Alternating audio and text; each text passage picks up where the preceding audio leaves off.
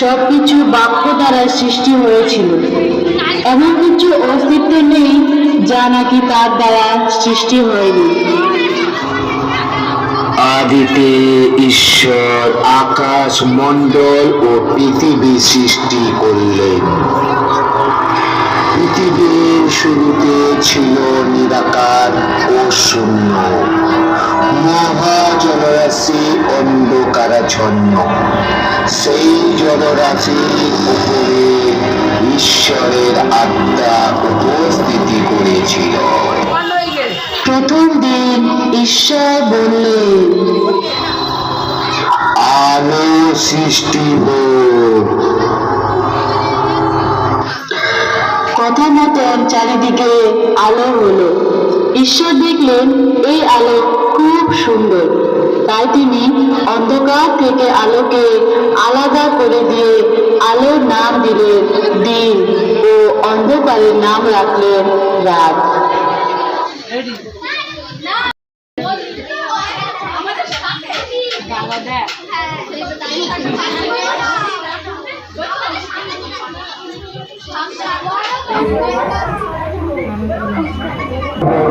অনেক কাজ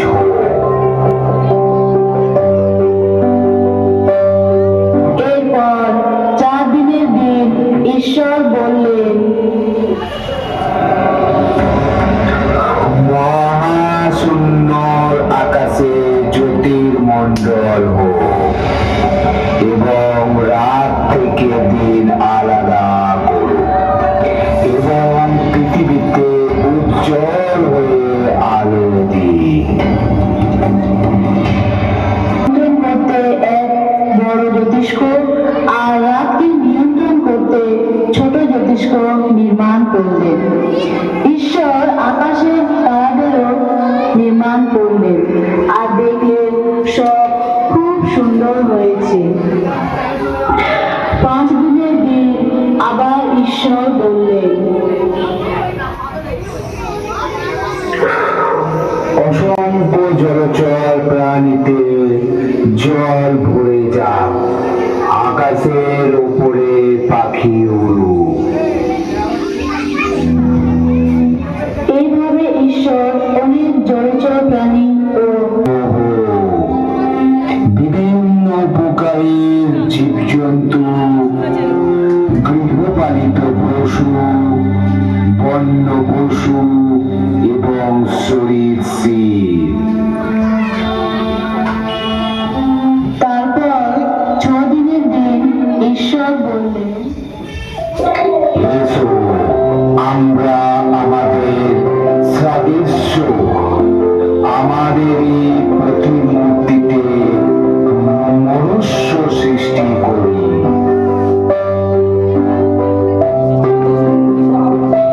ঈশ্বর তাই করলেন, নিজের প্রতিমূর্তিতে মানুষ নির্মাণ করলেন। মানুষকে নির্মাণ করলেন নিজের মতো করে। ঈশ্বর তৃতীয়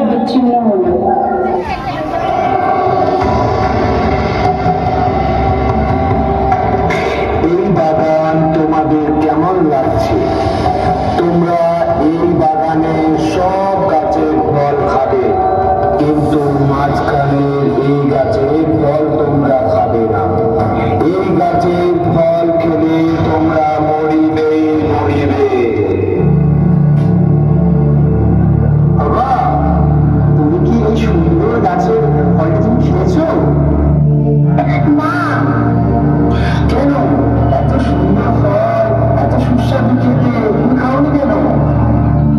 কেননা ঈশ্বর খেতে মানা করেছে। ঈশ্বর তোমাদেরকে কি বলেছে? ঈশ্বর বলেছেন এটা খেলে মরিবেন দেখবে। ঈশ্বর তোমাদেরকে ভুল বলেছে, মিথ্যে বলেছে। কারণ এটা তোমরা খেলে তোমার ঈশ্বর তুমি হয়ে যাবে, ঈশ্বরের মতো তোমাদের শক্তি হয়ে যাবে।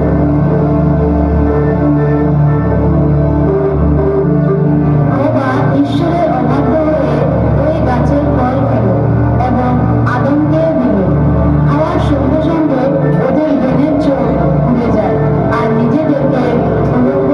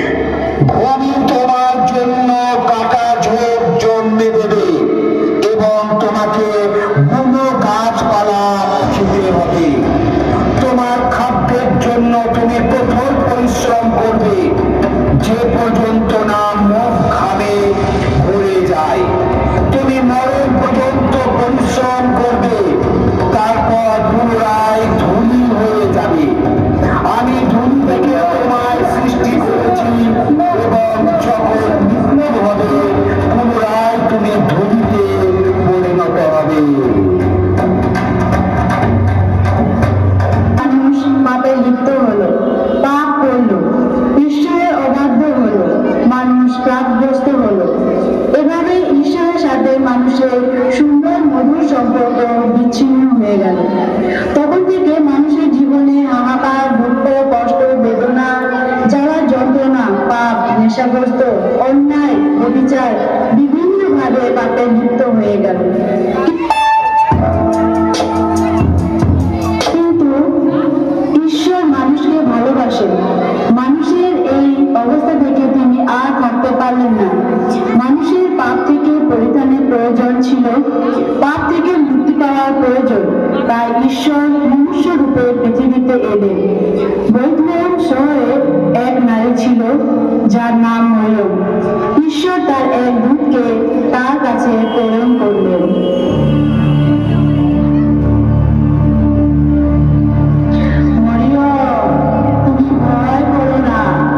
ঈশ্বর তোমার সহবর্তী, তুমি ঈশ্বরের নিকটে অনুগ্রহ পাইয়াছ।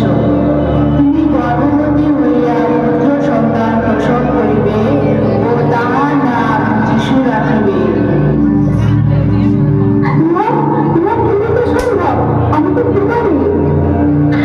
পবিত্র আত্মা তোমার উপরে আসিবে, পরাক্রমের শক্তিতে আসিবে, তোমার উপরে ছায়া করিবে। এই জন্য যে পুত্র সন্তান জন্মিবে তাকে ঈশ্বরের পুত্র বলা যাইবে।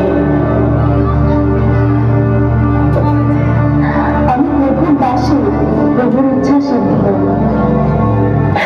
দাউদনগরে যোসেফ নামে এক পুরুষ ছিলেন। তিনি মরিয়মের বাগদত্তা ছিলেন। তিনি যখন জানতে পারলেন বাগদত্তা স্ত্রী মরিয়ম বিবাহ পূর্বে গর্ভবতী হইয়াছে, তিনি অতিশয় উদ্বিগ্ন হইলেন আর তিনি রাগ করিলেন। তিনি সিদ্ধান্ত নিলেন মরিয়মকে ছেড়ে দেবেন। আর যখন তিনি অতিশয় উদ্বিগ্ন, আর দেখো স্বপ্নে এক দূত তাহার নিকটে উপস্থিত হইয়া বলিলেন, যোসেফ, দাউদ সন্তান, তোমার স্ত্রী মরিয়মকে গ্রহণ করিতে ভয় করিও না, কেননা তাহার হইতে যে সন্তান জন্মিয়াছে তিনি ঈশ্বর হইতে হইয়াছে। তিনি এক পুত্র সন্তান প্রসব করিবে, তার নাম রাখবে যীশু, কেননা তিনি মানব জাতিকে পাপ থেকে উদ্ধার করিবে। তাকে ইম্মানুয়েল বলা হবে। তাহা যোসেফ বুঝতে পারলেন যে মরিয়মের গর্ভে যে সন্তান জন্মিয়াছে, আর তিনি সিদ্ধান্ত নিলেন মরিয়মকে ত্যাগ করার কথা মন থেকে মুছে ফেললেন। অন্যদিকে পূর্ব দেশের পণ্ডিতরা তারা গণনা করতে আরম্ভ করল আকাশে যে বিশেষ তারাটি উঠেছে সেটি কেন উঠেছে, এবং তারা গণনা করে এবং আলোচনা করে কিছু বিশেষ কথা তারা জানতে পারল। তারা গণনা করে বুঝতে পারল যে ত্রাণকর্তার জন্ম নিয়েছে, এক মশীহর জন্ম নিয়েছে, এবং ওই তারাটিকে দেখে তারা বেথলেহেমের দিকে চলল সে ত্রাণকর্তা খুঁজতে। রাজার আদেশ অনুযায়ী যোসেফ এবং মরিয়ম নাম লেখানোর উদ্দেশ্যে বেরোলেন। এরপর যোসেফ গর্ভবতী স্ত্রীকে নিয়ে বেথলেহেমের নগরে উপস্থিত হল, আর সেখানে তারা প্রান্তশালায় ঘর খুঁজতে আরম্ভ করল। আপনাদের এখানে একটু জায়গা হবে? আসলে আমার স্ত্রী গর্ভবতী, একটু জায়গা দিলে খুব ভালো হতো। প্রান্তশালায় লোক ভর্তি, কোথায় জায়গা দেবো? ঠিক আমাদের একটা গোয়ালঘর আছে, সেখানে তোমরা কি থাকতে পারবে? ঠিক আছে, আমাদের অসুবিধা নেই, আমরা ওখানেই থাকবো। আর পূর্ব দেশের পণ্ডিতরা তারা গবেষণা করে দেখেছিল এক মশীহ জন্মগ্রহণ করেছে। তারা তার অনুসন্ধান করতে করতে রাজার দরবারে এসে উপস্থিত হয়। প্রণাম মহারাজ, জিহুদীদের যে রাজা জন্মেছে তিনি কোথায়? পূর্ব দেশে তারা দেখিয়া আমরা তাহাকে প্রণাম করিতে আসিয়াছি। তাই মন্ত্রী মহাশয়, শাস্ত্র কি লেখা আছে?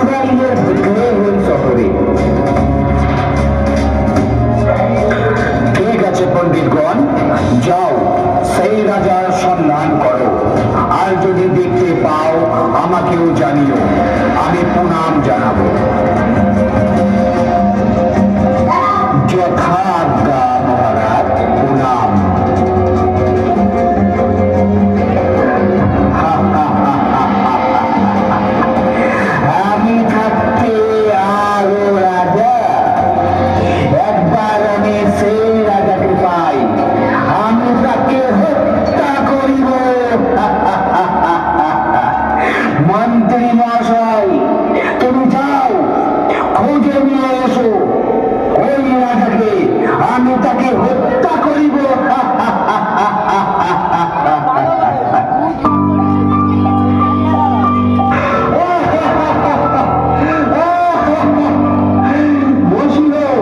মসিনো জন্মেছে।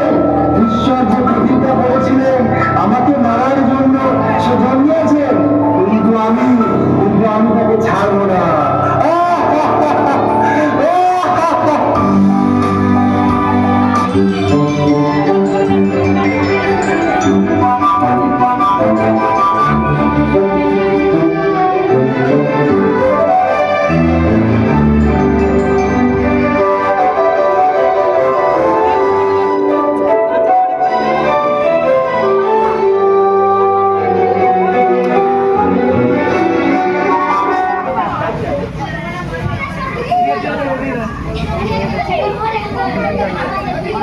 দেখে গেছে